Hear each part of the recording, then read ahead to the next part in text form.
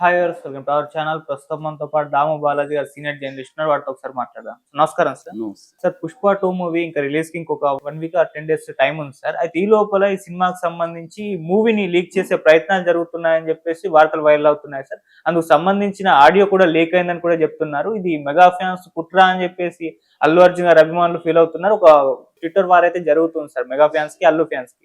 నిజంగా ఆడియోలో ఏముంది? మరి పుష్ప 2 మూవీ లీక్ చేయడానికి ప్రయత్నాలు జరుగుతున్నాయా? ఇది మెగా ఫ్యాన్స్ చేస్తున్నారా? మీరేం చెప్తారు సార్ దీనిపైన? పుష్పది రోజు ఒక ఏదో ఒక సంచలనం అయితే జరుగుతుంది. ఇప్పుడు 2 పరిణామాల గురించి మనం మాట్లాడుకోవాలి. ఒకటేమో సెన్సార్ కట్స్ ఇచ్చింది. అవి ఆ సెన్సార్ కట్స్ వల్ల పుష్ప 2కి ఏ రకమైన దెబ్బ తగులుతుంది అనేది ఒకటి.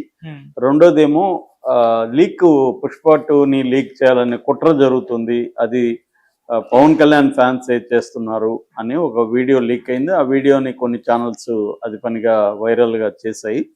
సో ఈ 2 విషయాలు మాట్లాడుకుంటే, ఒకటి, పుష్పని ఎట్టి పరిస్థితుల్లో ఫ్లాప్ చేయాలని అనుకునే వాళ్ళ సంఖ్య బలంగానే ఉంది. ఎందుకు? దానికి కూడా కారణాలు ఉన్నాయి. ఎందుకంటే మెగా వర్సెస్ అల్లు ఫ్యామిలీస్ మధ్య ఉన్న గొడవ, ఆ గొడవ కాస్త ఫ్యామిలీ గొడవ కాస్త ఇండస్ట్రీ గొడవగా, ఇండస్ట్రీ గొడవ కాస్త పొలిటికల్ గొడవగా మారిపోయింది. ఎందుకంటే ఆంధ్రప్రదేశ్లో ఏదైనా కూడా పాలిటిక్స్లోకి వెళ్ళిపోతుంది. పాలిటిక్స్లోకి వెళ్ళకుండా ఉండే అంశం ఆంధ్రప్రదేశ్లో ఏది ఉండదు. సో అందుకని అది పాలిటిక్స్లోకి వెళ్ళిపోయింది. పైగా ఈ కుటుంబంలోంచి ఆల్రెడీ పవన్ కళ్యాణ్ జనసేన పార్టీ పెట్టి కూటమి ప్రభుత్వంలో చాలా కీలకమైన రోల్ పోషిస్తున్నాడు.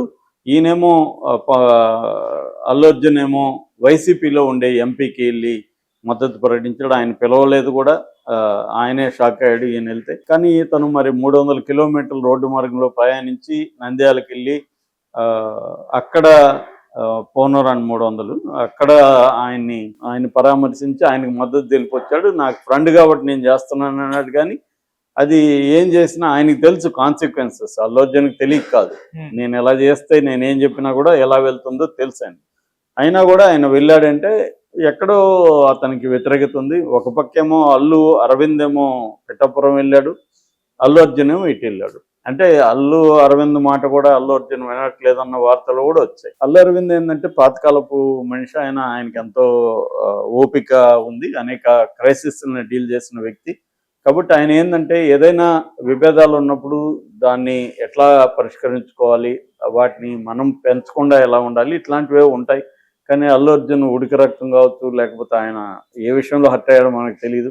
ఏదేమైనా అతను హర్ట్ అయ్యాడు. ఎందుకంటే అతను స్వతంత్రంగా మెగా నీడ నుంచి బయటకు వచ్చి స్వతంత్రంగా ఎదగాలనుకుంటున్నాడు. అదే అతనికి అడ్డొస్తుంది మెగా నీడ అనేది. సో అతని కెరీర్ పరంగా అతను కొన్ని నిర్ణయాలు తీసుకున్నాడు. అది మంచి చెడ్డ కాన్సిక్వెన్సెస్ అతను ఫేస్ చేయడానికి రెడీగా ఉన్నాడు అల్లు అర్జున్.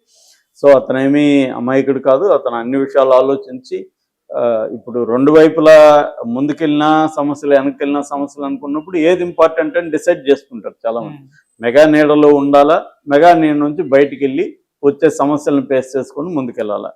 సో అల్లు అర్జున్ అలా అది డిసైడ్ అయ్యాడు. మెగా నీడలో మనం ఎందుకు ఉండాలి, ఎంతసేపు వీళ్ళకి సరెండర్ అయ్యి సెకండ్ ఫీల్డ్ లాగా మనం ఎందుకు ఉండాలి, వాళ్ళు వస్తానే ఉన్నారు హీరోలు చాలామంది మెగా ఫ్యామిలీ నుంచి, దానికి మనం ఎందుకు సరెండర్ అవ్వాలి, ఆ గుంపులో మనం ఎందుకు ఉండాలి, మనం ఇండిపెండెంట్గా ఉండాలి అనేది అతను అనుకున్నాడు. దానికి తగినట్టుగా అతను చేసుకున్నాడు. అతనికి ఏమి రాజకీయాల ఇంట్రెస్ట్ లేదు. కాకపోతే ఎక్కడో మరి అతను స్ట్రాటజిక్గానే వెళ్ళాడు. దాని నుంచి ఏమైంది, వీళ్ళిద్దరం అది గొడవలు స్టార్ట్ అయినాయి. అక్కడ నుంచి ఇప్పుడు దాని ఎఫెక్ట్ పుష్ప మీద పడుతుంది. ఆల్రెడీ పవన్ కళ్యాణ్ పుష్పకి నెగిటివ్గా ఒక స్టేట్మెంట్ ఇచ్చాడు. ఒకప్పుడు రాజ్ కుమార్ అడవిని కాపాడే హీరో పాత్ర చేస్తే ఇవాళ అడవిని ధ్వంసం చేసే స్మగ్లర్ పాత్ర చేస్తున్నారు అని అది డైరెక్ట్గా అల్లు అర్జున్కే తగిలింది. సో ఈ కాంటెక్స్లో ఇప్పుడు ఏంటంటే, అక్కడ పవన్ కళ్యాణ్ అనుకుంటే ఆంధ్రప్రదేశ్లో టికెట్ రేట్ పెంచుకోవడానికి కానీ, ప్రత్యేక స్పెషల్ షోలు వేసుకోవడానికి కానీ ఇబ్బంది పెట్టచ్చు. కానీ చంద్రబాబు ఇబ్బంది పెట్టకపోవచ్చు అనేది కూడా అంటున్నారు. కానీ పవన్ కళ్యాణ్ పట్టుబడితే చంద్రబాబు ఇట్లాంటి విషయాల్లో కొంత ఫ్లెక్సిబుల్గా సరేలే అనుకోవచ్చు. ఎందుకంటే చంద్రబాబుకి ఇట్లాంటి విషయాల్లో పవన్ కళ్యాణ్ని గట్టిగా ప్రెజర్ చేసేంత ఇంట్రెస్ట్ అయితే ఉండదు.